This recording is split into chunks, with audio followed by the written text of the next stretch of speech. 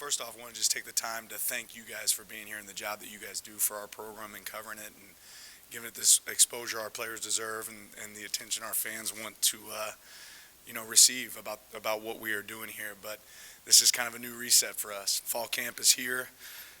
It's a sign that football is here, which is awesome. And we're really 4 weeks away from hopping into game plan opportunities for Idaho. But these next 4 weeks are really critical to the success of our program, what we're going to be doing moving forward. And that's really where 100% of my focus is at. I know we just came back from Big Ten Media Days last week, and there's tons of questions that really have nothing to do with this season. So I'm going to focus on the things that have everything to do with this season. Hopefully that's what we can direct this conference to be about, our players this year, what the future of this season looks like, and not necessarily the myriad of other things that we talked about this past week. Certainly excited about the direction of our team, where we're headed. I feel like we have a healthy team right now. You talk about eliminating distractions, and that's really what a big part of these next few weeks is for our guys, is focusing on the things that we can control and what makes our team a great team this year as we approach that. One of my goals is to make sure I don't give you guys any bulletin board material today, so let's see if I can do that effectively. So we can go ahead and open it up for questions. Start right here on the left with Eric. I was going to ask what kind of things you're doing this season to honor Kyrie, if there are some kind of items you've got for that. Yeah, there'll be a few things. One of the things we've done in the past will be a helmet sticker to recognize him, and then there's some stuff that we do just within our own team. How we start off our team meetings and things like that that'll recognize him, but he'll always be there in our thoughts. Front left, Bree. Hi Dan, Bree Amaranthus, Oregon Ducks SI. You've been around a ton of quarterbacks. What makes Dylan Gabriel special, unique from maybe others that you've been around? Yeah, I think Dylan just has a great self-awareness. I've talked a lot about his leadership the last week at Big Ten meetings, and I think that maybe that doesn't give enough credit to the player he is. He has an opportunity to really break some doors open here with, starts with the amount of yards that he's thrown for, but I also know that's not what motivates him, right? He's done a great job of picking up our install. I think he's brought some ideas to us too as well that he does really well, and that's our job as coaches now, to figure out his strengths as we lean into that. And these next 4 weeks will certainly be critical in that. But his approach every day, the way he works, looking for him to step up, as a vocal leader as the season continues. But what he does on the field is really impressive. In the middle, Zach, second row. Coach, there's been an appreciation among fans for how the Dalen Austin situation was handled. There was a similar situation last year. I'm curious what you learned from that situation and took it into this situation with Dalen. I think you learn from every situation. Obviously, I've kind of spoken on that situation here already. I'm excited to see what he's able to do this season, but certainly he deserves that opportunity instead of having that yanked away until we know how all that'll play out. On the left, James.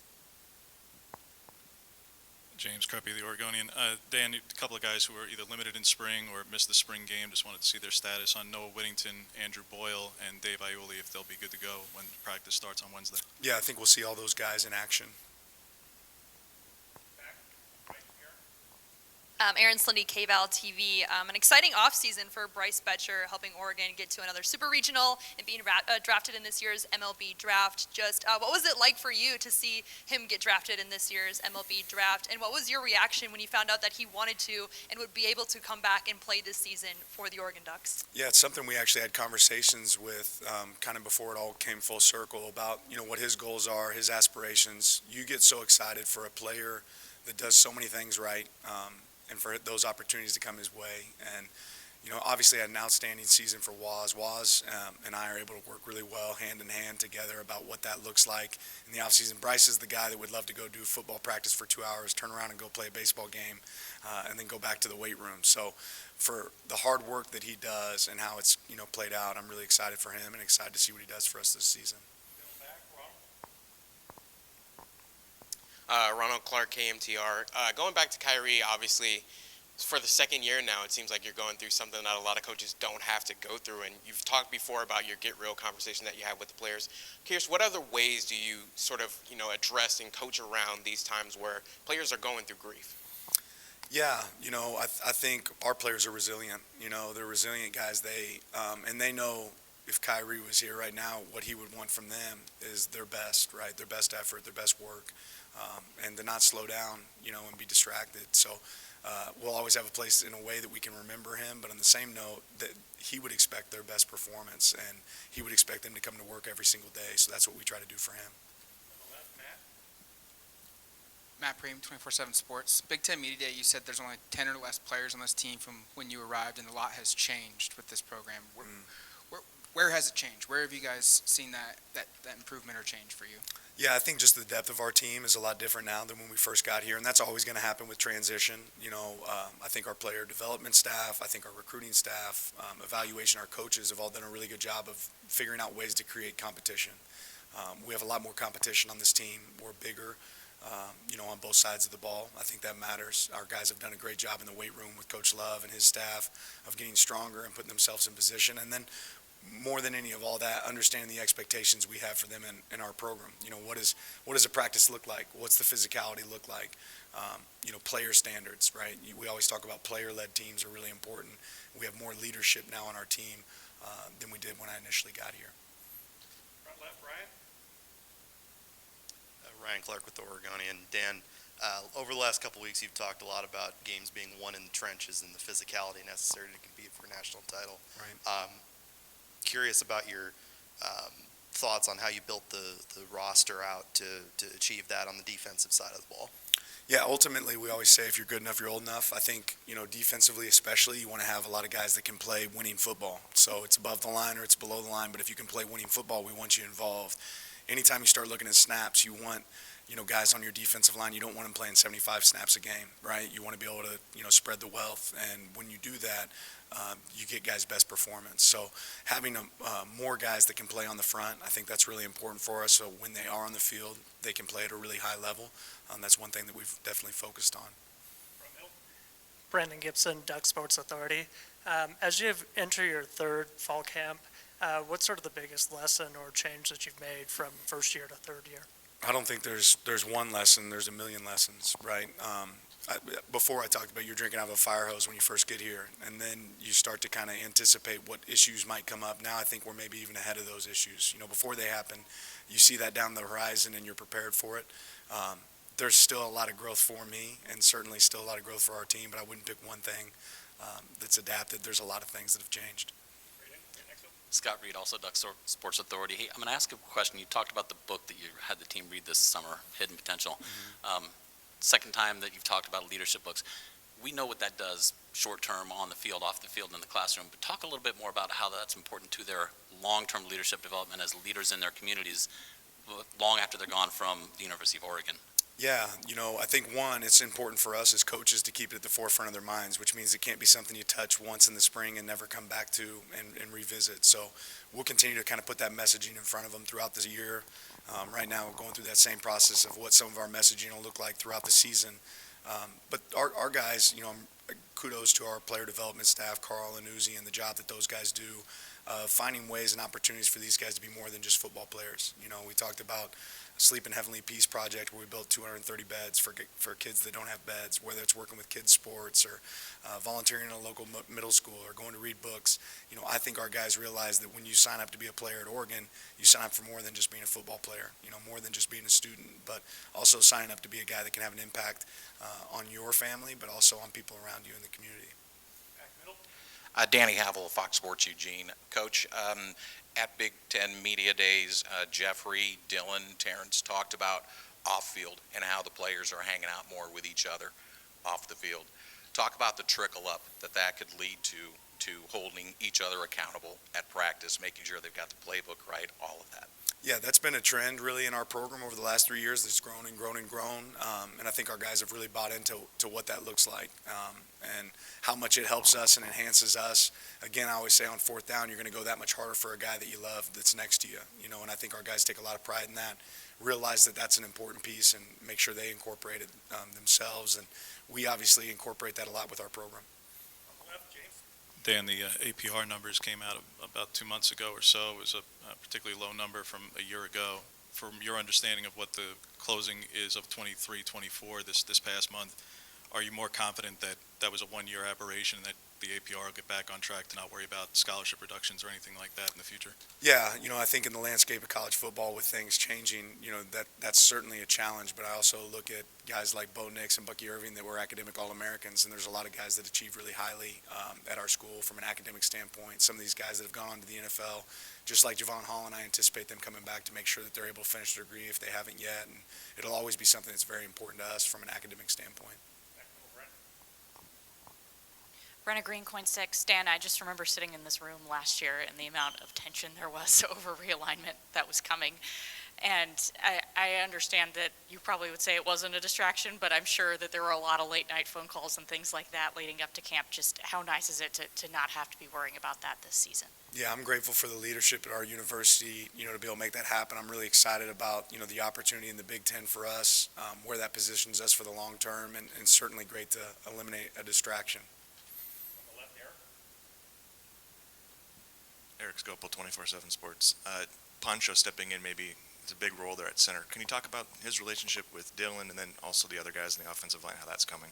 Yeah, Pancho's just a fun guy to be around. We had a camp here just a couple days ago, and there's no intention that Pancho necessarily needs to be out here, but he's a guy that wants to be around his teammates and, be around ball. He's a great example of connection. The job he's done building relationships in that room. I always say the offensive line room is one of the tightest groups on every campus, but it's very tight here.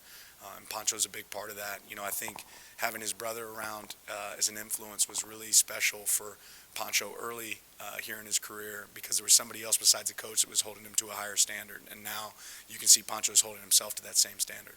Right next to Zach. Coach Samples was a late addition to the coaching staff in spring. How have you seen him kind of over the last few months get used to and get comfortable with both the coaching staff and the running backs in that room? Yeah, I think he brings great energy and enthusiasm on the field. I think he's a very intelligent coach. I'm really excited about what he brings here, how he hit the ground running. Didn't really come up for air, and in the situation he came in, he didn't have that opportunity. So he's done an unbelievable job, starting to build those relationships on our team. But I also know that those take time, right? So I don't think he's trying to eat an elephant in one bite. He's taking his time doing that, but he's done a good job of marrying with our offensive staff and our entire team and the players in that room. Complete the trifecta, Matt. You mentioned Big Ten Media Day, the staff going to Central Oregon, and then this past weekend, the whole team went to Camp Harlow. Why are those two retreats so important for you, for the staff, and also just for the players as well? Yeah, I think it gives you great vision. Again, it's your job as a leader to make sure everybody in the organization understands what you expect, right? And you can't, there's no such thing as over communication. So I think we have to do a great job of communicating that year in and year out of what this should look like. It's called being prepared. It's called being efficient. So we want to be able to do that, but then we also want to spend time with each other so I can, what makes Coach Lorig and his kids tick, how their summer was, what that felt like, because we're about to hop into a time. In fact, we've hopped into a time where a lot of these guys aren't going to be seeing their families near as much until the end of January. So that time, is really special, and it takes away from some of that time they're going to spend with their family in the summer. But for us and the continuity it creates, it's really important. Back right, Eric. You got a chance to work with the guys during the off season. Now heading into fall camp, which position groups are you kind of most excited to see battle it out with fall camp being here finally? Yeah, it's always hard to pick one, and you guys often ask these questions, but I don't know. I'm as excited about these position battles as you guys are, and that's why having depth on our team is really important. But I don't know that I'd pick one position where we got to figure out who that guy is. That's every position, right? Every position we got to go out and compete every day. We have depth and we have talent, so we'll see who rises to the top. Back to the left, James.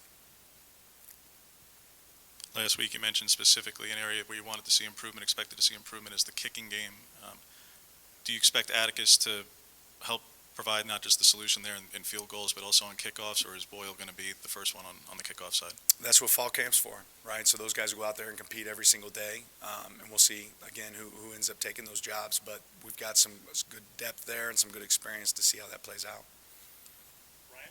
Speaking to depth and experience, Dan, that receiver room, the guys that you have there that you've been able to bring in, just wondering if you could speak to the versatility of the different guys in that group and amount of weapons that Dylan is able to have in this first year in this program.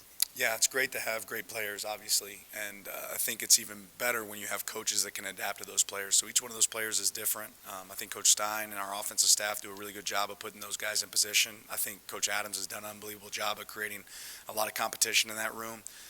For us, it's about seeing how we can get those guys to continue to celebrate each other's success, because that's not natural at the wide receiver position, right? And you know, I always talk about Troy whenever he had big plays. I was just as impressed with his ability to go block on the perimeter when he didn't have the ball in his hands. So all those are the things that we're going to try to celebrate this season, and then continue to move guys around to create success.